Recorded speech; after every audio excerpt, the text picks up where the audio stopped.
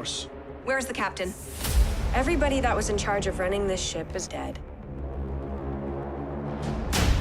It all falls to us now. We have some of the most brilliant engineers and scientists chosen to build a colony from scratch on an alien planet. We're the furthest out anyone's ever been. Who could attack us? I've got bad news. There's only 4 days of water left. Life support warning. There is no air left in the ship. If someone doesn't do this, our journey ends here. I've got to be honest. I really thought traveling faster than the speed of light was going to be a little more fun. Let's crank it up. Every single person matters. We're in a war for survival. Not everyone is going to make it.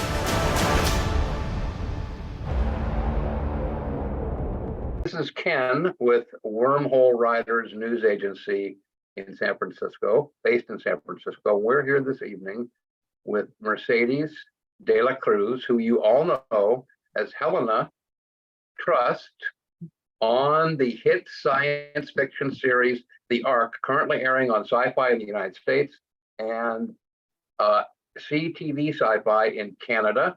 Good evening, Mercedes. How are you? Hi, I'm great. Thanks for having me. Well, we're really honored to have you. We really enjoy your character and think that you are a good person on the show. Although the writers have kind of, well, we'll get into some of those questions later. What's happened with Helena? Could you tell us about how you originally decided to pursue an acting career and what motivated you to become an actor? Well, I've actually been performing since I was about 3. I started on stage dancing, and I loved it. Like, I mean, I loved dance. I love ballet, jazz. Song and dance was actually my favorite, which is more like musical theater. But it was mostly the performance aspect that I loved. You know, I liked class and I liked the discipline and learning the moves and stuff, but it was at the end of the year when I'm on stage and the lights are on me and the energy and all the people. And I really would thrive on that. So it started then, really. And, you know, this is kind of funny. My parents would have people over for dinner or whatever, company over for dinner, or even if we had like the cousins over, family. And I would always want to put on a show. So I would dress everybody up, whoever like the other kids were, and I would make some sort of like either fashion show or routine or play that I would of course direct and star in. And I would do the makeup of everybody, and I would have them like, you know, perform in front of all of the company at the end of the dinner time. So I don't know, it's just sort of always been in me. And then yeah, I continued with dance and musical theater and then theater. And then I really wanted to do film and TV. So well, you also are a singer, I understand. I've looked at your biography, and I know that you started young, but some people don't realize that a talent like yours is motivated at a very young age. I understand you've got like 3 or 4 music videos too of your great songs. I'm just in music videos. I wasn't singing, but I like to sing. Well, that's wonderful. All right. Well, you know, we're glad that you started at a young age. That must have been fun with the parties. What a great thing to do with the guests, for mom and dad and all the guests. Okay, so we'd like to congratulate you on your successful character, Helena, in The Ark. Thank you. How did you become involved in the show as Helena Trust? Well, actually, you know what? It was quite a long prep process for the show. As you may or may not know, it was filmed in Belgrade, Serbia, and I was already living there. Originally, I'm from Edmonton. I moved to Vancouver for film and TV.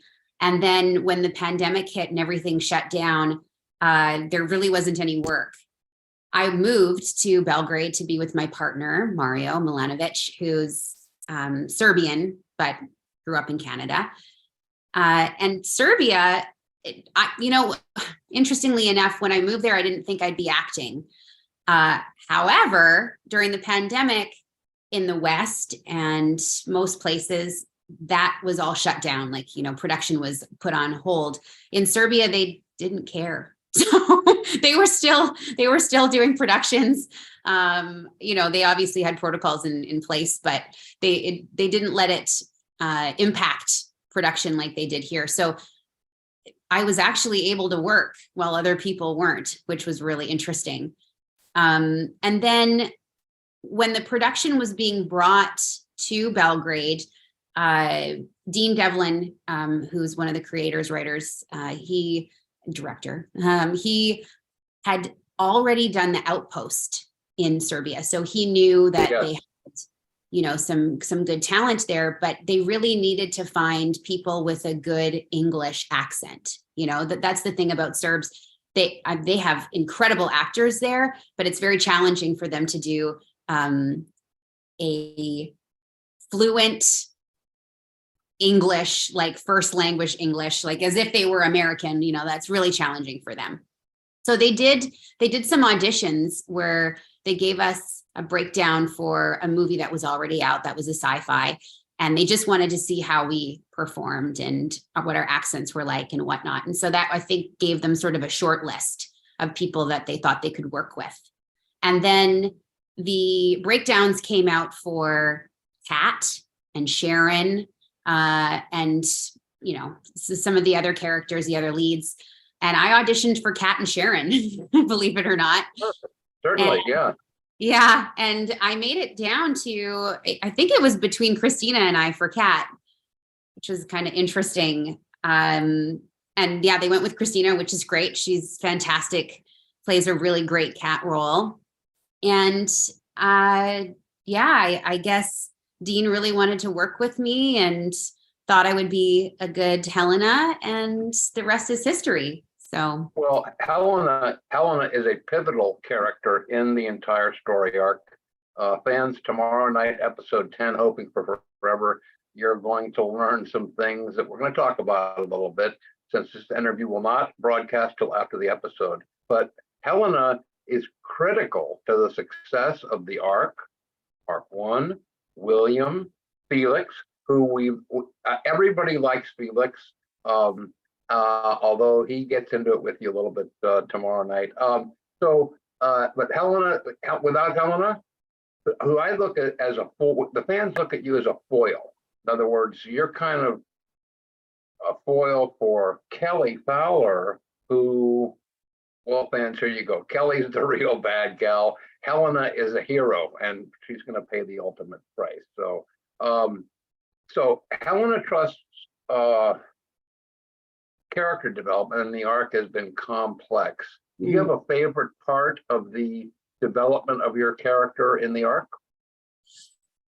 It's an interesting question. I found every time I turned the page when I was, reading about her, I was always surprised, right from the get-go with her. What's the way? She looks unethical, it seems, right? And she definitely does things her own way, but she has a heart, believe it or not. She just does it in a way that maybe people don't agree with. I think both her and William have the same motivation, and that is to save humanity. But also we are these local celebrities, not even local, we're celebrities. We are the most famous people on the planet, probably. Yes. Yes. And we want to keep that stature. So I think that there's, two things going on there. I think it's really interesting, the dynamic between the two, the husband and wife. She definitely wears the pants in the relationship and keeps him in line. He gets a little too emotional about his work and sometimes forgets about the bigger picture, and she brings him back in. I thought it was really cool, and it blew my mind to find out that her and Kat are best friends. So I wasn't anticipating that in the beginning. But I can see, I understand why they are. I mean, they're both celebrities. It's very challenging for a celebrity in her right to be friends with just anyone. You know, she has to keep herself quite protected.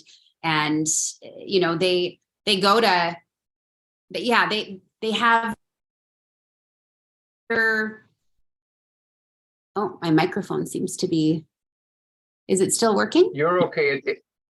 I can hear you just fine. Please continue. Great. Yeah, you know, they have this higher stature. They, you know, go to the big lavish parties, you know, they have to watch out for paparazzi and what people say. And, you know, they have to be kind of careful who they're around. And so they are perfect for one another in that sense. So yeah, that relationship really like threw me for a loop in the beginning when I first realized, oh yeah, I'm close friends with this girl that's having sex with my husband behind my back. Yeah, well, we're going to touch on that in just a moment. There's no doubt in my mind that Helena worked very hard to do the right things to save humanity on Earth, since the planet is essentially coming to an end. The methods that you used last episode, the painful way, when you and Lieutenant Lane and William, I'm going to call it the mutiny on Arc 1, because that's essentially what happens. You are motivated to do the right things, although the viewers, and we run a Twitter party for the shows that we cover. We're one of the few news outlets that do that, but they think that you are evil, okay? For doing the mutiny against Sharon and James and but many, there was a lot of tension on there. So which leads to the question is, or my comment is, Helena is a very strong female character. With what Helena had to do, was this a rewarding portrayal for your acting career? Oh, absolutely. I really enjoyed this character. I mean, she's fierce, she's strong. You know, that scene where she takes the captain's chair in episode 9 is just, it's perfect for who she is as a character. No bullshit. I don't know if I'm allowed to say that. You are, it's an adult channel. Okay. Yeah, no bullshit. Get out of my way. You know, I got the reins type of woman. She's a queen, right? So playing this type of role was really super fun. Also, up until this point, or up until the last couple of years, I was playing a lot of the best friend roles. And I do that really well. I'm just, in real life, I'm kind of like that. I'm really optimistic and a good friend and happy, you know, and so playing something a little bit different than how I show up in life was so fun to do. And there was lots of different aspects of it that I got to create on my own, you know, like the way she walks, the way she holds her hands, the way she thinks about things, you know, it's interesting too to hear. Well, it's actually quite a compliment to hear that I'm hated. It just goes to show that I'm doing the job, you know? No, it absolutely does. You are a wonderful, great actress. And this is what we believe is how the arc, the character development, Helena, but all the characters, the viewers have bought into the interaction between the characters. Right. Personally, I had a bit of hate for Helena myself, because I'm on Team Sharon and Team James, and right. I don't like Kelly Fowler because she's, you know, with Angus, and she's taking away the relationship from Stacey Reed, right? Alicia. But this is why I think the show is working, and that we are hopeful, cross our fingers, that it'll make it to season 2. So bravo on the character development. Now we're going to get into a little bit about Kat, and Helena knows that her husband is having affairs. So on this topic, it was obvious that Helena knew that Kat was having an affair with William in the past. The question is, knowing this, was it difficult for Helena to chat with Kat? Because we don't believe that Kat knows that Helena knows. And is Helena simply using her considerable interpersonal skill sets to achieve her goals regarding fomenting the mutiny on Ark 1 in order to return control of Ark 1 to William and Helena with Lieutenant Lane? Right.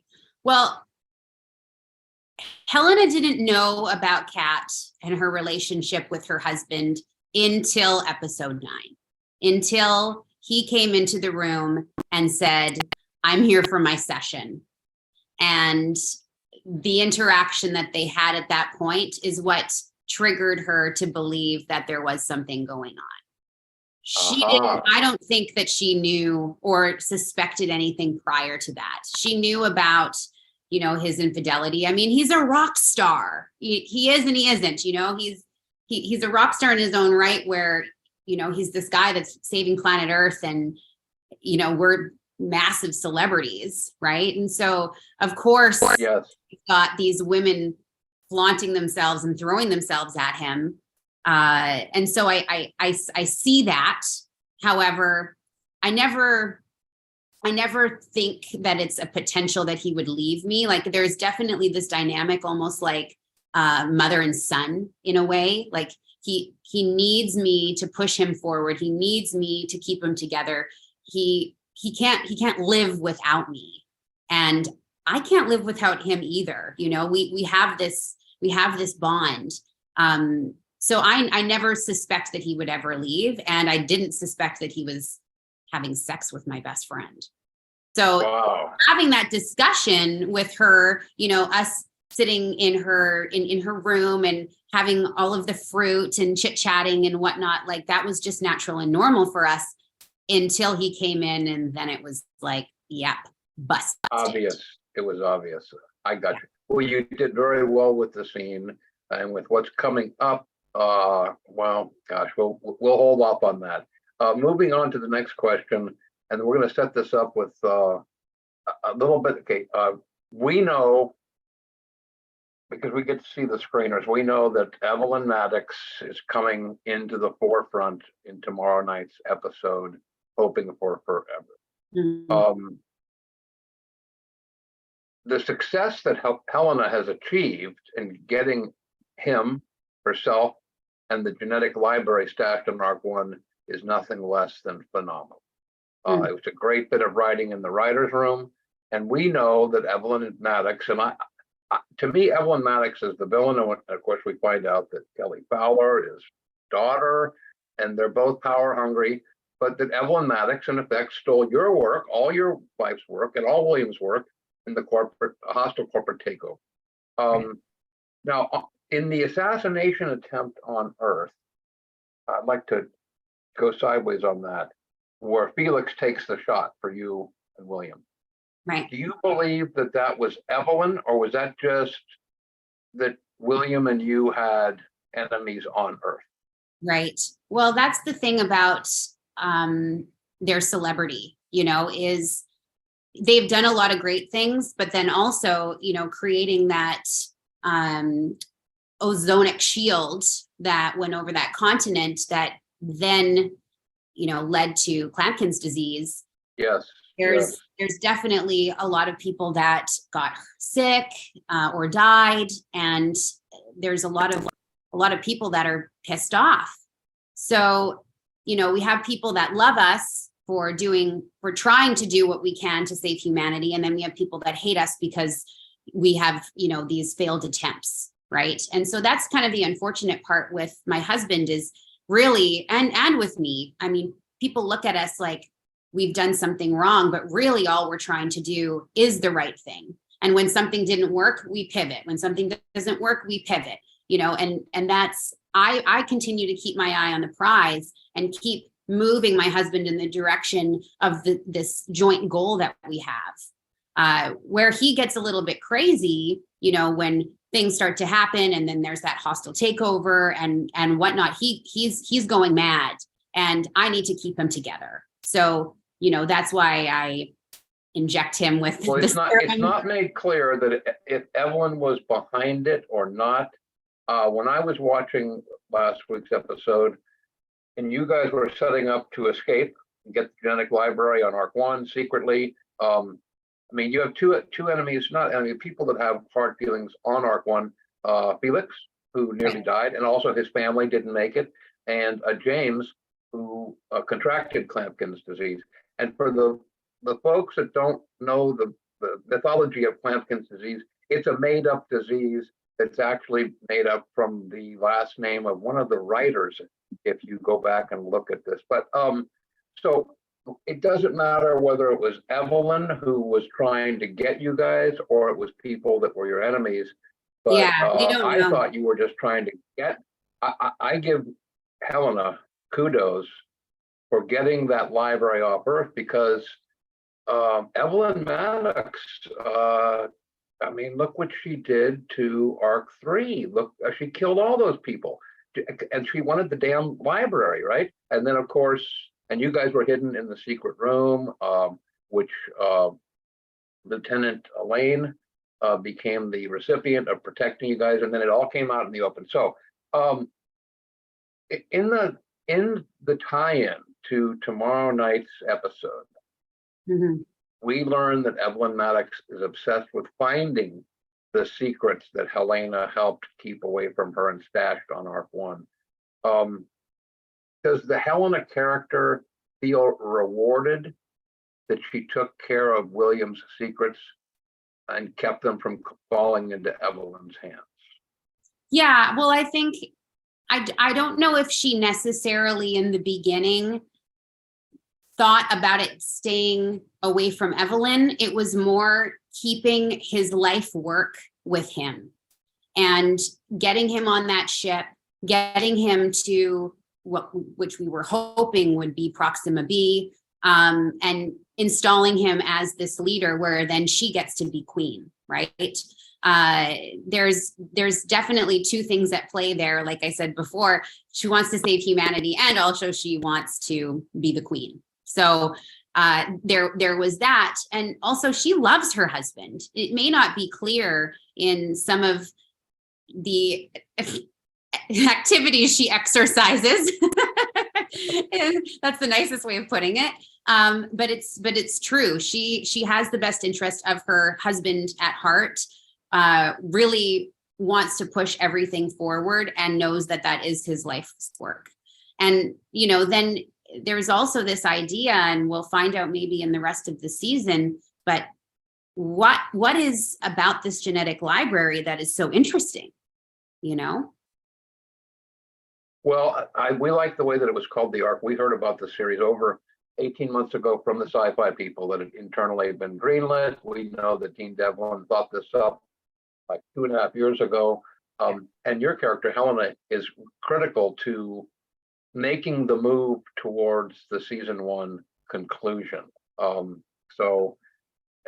you're correct. You correctly assessed that we don't really know how evil Evelyn is until episode 10 that the fans will see tomorrow night. She's power mad, okay, and her daughter Kelly, not much better. And pistol packing Kelly, we better watch out. Well, the interesting thing.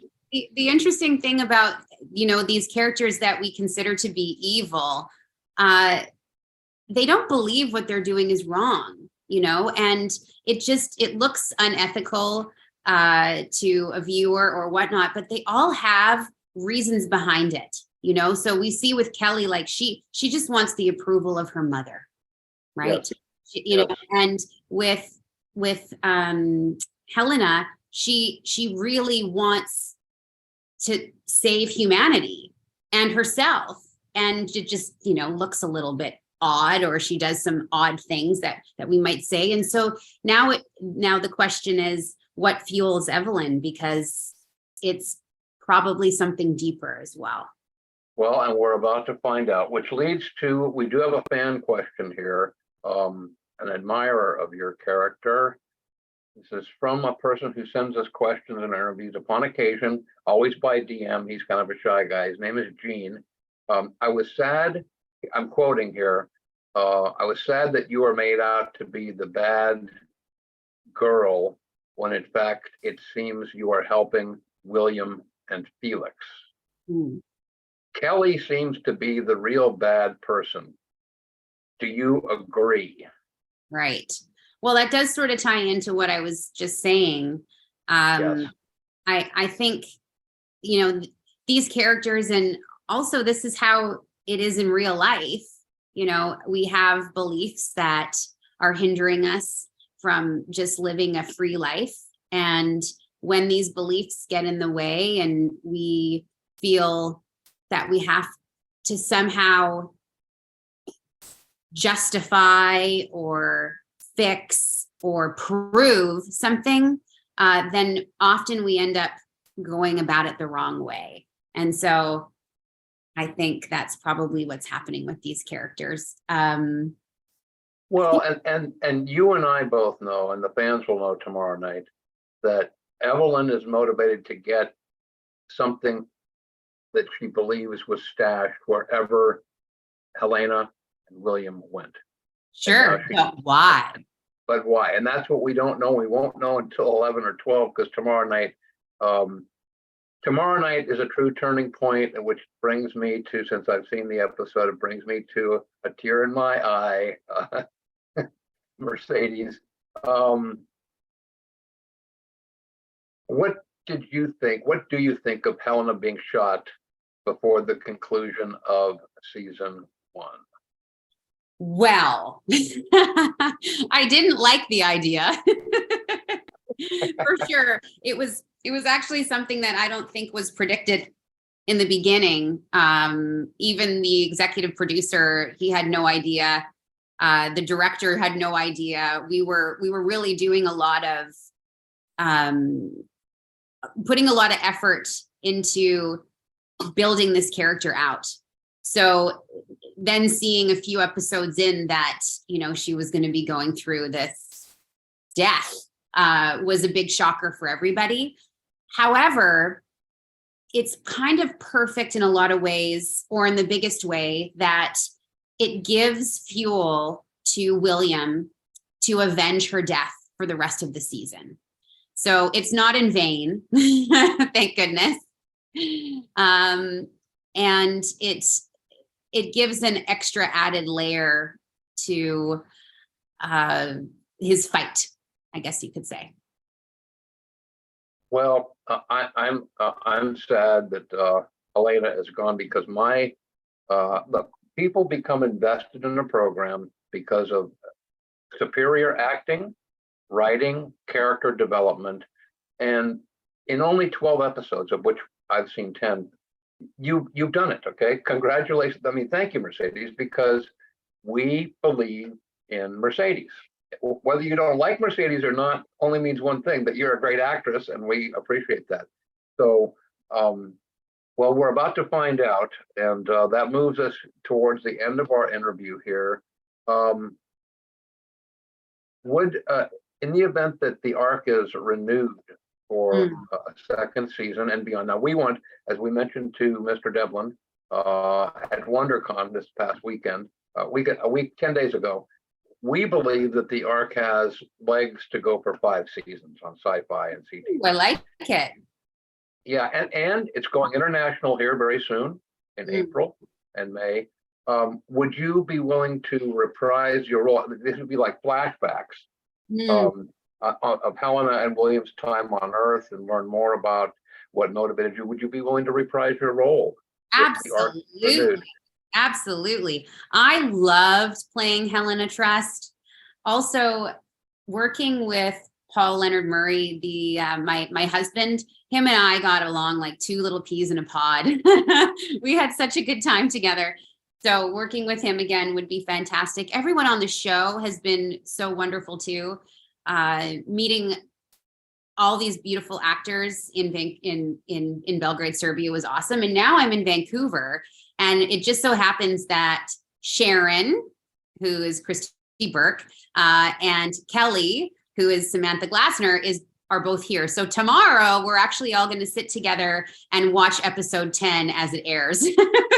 Wow. Well, that's wonderful, because all three of you play critical roles leading up to the 11th and 12th. Please give our regards to Christy and to Samantha. They've both done a good job, and let Samantha know she's a great starting out actress. She's evil, okay? She's a great job with evil. And Christy's done a great job leading the crew. So we hope that you enjoy your time tomorrow. You know what would be a cool alternative? I was thinking, someone else brought it up to me. They said about a season 2. If somehow William could bring me back to life, or if I didn't actually die. Well, no, you know, and in science fiction, nobody dies, right? People come back all the time. I mean, well, let's work on that in the fandom. So please give my best to your two friends in Vancouver tomorrow. Sure. Episode 10 is a mind blower, and everybody's going to love it. Moving down to other actors that might be seeking a career, what advice would you give to younger actors starting out, that are just starting out, to help inspire them? Well, you know, I wish I would have known how important it was to just be me. You know, I would, when I was first starting out and I would see other stars or other actors that I admired, I would want to be like them. And the silly thing is, trying to be like anybody else just doesn't work. But who we are innately is perfect, and no one's like us, and we're unique. And just being you is really all you need to do. Also, there is no such thing as the perfect age, the perfect size, the perfect color, the this idea of what an actor or actress is. When you're in a show or a movie or anything like that, we're just depicting human beings, and human beings are all different and diverse. So dropping the story of I'm too fat, or I'm too old, or I'm too young, or whatever, none of that is irrelevant, or all of that is irrelevant. None of it's real, you know.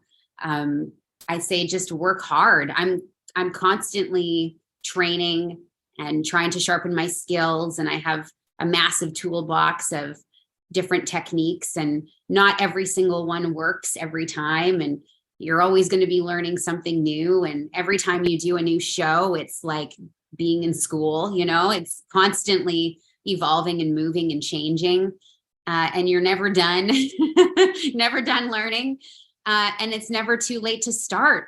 I have friends that started acting in their 30s, and there's people that don't get their first role until their 50s. Or maybe you get your first role when you're 10. It doesn't matter. You know, if you're passionate about it, follow it, and do it with joy, like have fun. I know for myself too, there was a big portion of time that I spent when I was like cracking down, you know, and there's something to be said about training, but you got to have fun with it, because that's why we're doing it, you know, because we're passionate about it and we enjoy it, and it sparks joy in us. And that's really the way to book the role, is to just have fun. Then you have this energy of joy, and it resonates, you know, rather than the nervousness of I need to get this role or else, you know, there's definitely an energy about it. So yeah, have fun, drop the story of you not being enough, and roll with it. Well, and stay positive, because having been an actor myself when I was younger, there's a lot of no's before you get the yes. Bingo. And you have to just keep at it. So thank you for that advice for the young aspiring, or the aspiring actors of any age. Right. on acting, what type of fictional, because all acting is a fiction that the viewer, whether it's on stage, in a movie or a television show, what type of fictional characters do you enjoy portraying in the performing arts? And I say performing arts because it could be any of those, Right. stage, TV, movie. That's a tough question. I love it all. I'd have to say doing a sci-fi show like this has been the most interesting in a lot of ways because of the fans. I was just doing a podcast yesterday, and the ideas that people have about why something was written and the thought that they put into like what could be next and what's behind that. And, there's so much thought and interest and passion behind it. So I've actually been wanting for a long time to be on a sci-fi show like this that could have a cool following. I've always wanted to go to Comic-Con. So I hope one day that will be an experience that I do. I did theater. Well, there are good events in Canada that we've covered over the years. We've been involved with this as wormhole writers for 15 years, but prior to that, we covered conventions in Vancouver, across Canada, Australia, New Zealand. We kind of started with the Stargate gig, which Bridge Studios, the home. So, but if you ever want to come to Comic-Con, I could use a new interviewer. We'll put you with the microphone and yeah. I love that idea. That would be so fun. Okay. Let's see here. On a more personal note, do you have any hobbies or other interests that your fans might like to learn about you? Sure. Yeah, absolutely. I'm an abstract painter, and actually a professional abstract painter. I used to, I did arts in school when I was a kid, and then I had a home decor and staging and painting company for, I don't know, maybe close to a decade in my 20s. And then during that time, I would do oil and acrylic on canvas artwork for my clients. They would commission me to do pieces. And I put that all on the back burner to focus on acting. When I moved from Edmonton to Vancouver, I decided I was like, gonna only act. I stopped modeling, I stopped painting, I stopped everything. I just was gonna focus. And this was what I was kind of touching on earlier about like, just have fun. Like it doesn't have to be all focused on acting. That was sort of the thing that I figured out later on was, I could have been successful acting and still be doing these other things that spark joy in me. But for some reason, I decided I was just doing the acting. Anyway, this past couple years, I've decided to go back into painting. And yeah, it's been fantastic. The last 5 months I spent in Thailand, and I gave myself a little break from acting. I just only did one role I went out to Barcelona for. And the rest of the time I was creating these really large abstract pieces, basically for villas and, commercial spaces and things like that. You can find my art on my Instagram. I have two. I have my Instagram for acting, which is Mercedes De La Cruz 1. And then I have one for my art, which is Mercedes De La Cruz Art. And well, we'll find those links and we'll put them in your feature article. That is really wonderful. I admire you being an artist. I don't want to focus this on myself. The only thing I'm able to draw or paint are stick figures, okay? Then abstract would be good for you. That's really funny. Well, so you were raised in Edmonton. Patricia just dropped me a note, and she's sorry she couldn't be here tonight. But she's in Edmonton's in Alberta, correct? Yeah. And she's in a place called Cold Lake, and yes. She sends you her best regards and wants to thank you for being available for the wormhole riders around the world. I've known Patricia longer than 15 years, and we met at a number of Stargate conventions after the turn of the century. And when I say turn of the century, people think, oh, he's talking about the turn of the 20th century. No, the turn of the 21st century. Okay, we're going to conclude now with one last question. Sure. And And I'm thank really you, happy. Patricia. I'm sorry, go ahead. I said, and thank you, Patricia. Yes, we do. She's a wonderful lady.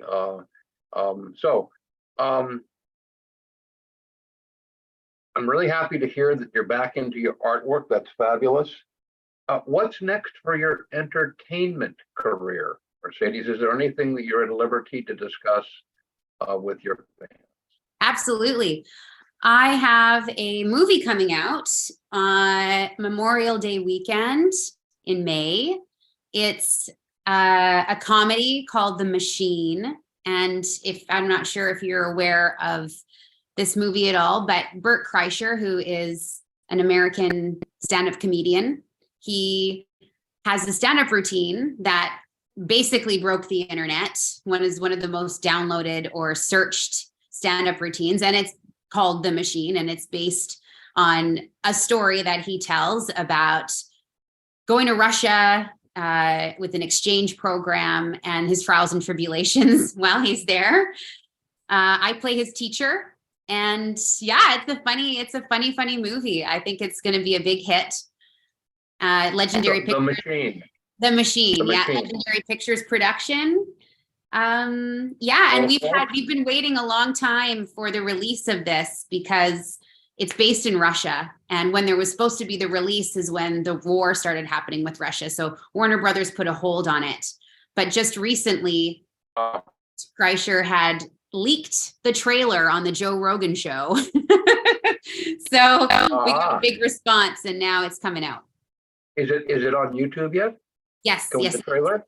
Yeah. I will look for it and include it in your article. Well, Mercedes, I want to thank you so much for your time. All the Wormhole writers, we love what you've done with Helena. We are gutted that well, for the time being, maybe Helena will come back. Maybe you're right. Maybe William and maybe Alicia can figure out a way to resurrect you, and you can come back in season 2. Thank you so much. Thank you so much for your time. Thank you.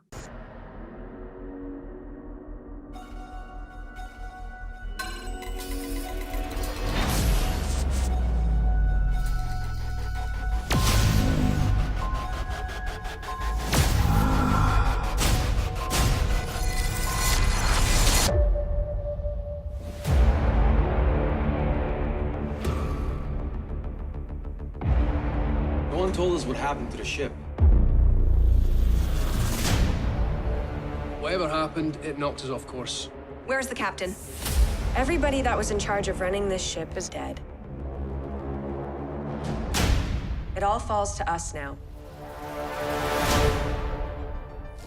We have some of the most brilliant engineers and scientists chosen to build a colony from scratch on an alien planet.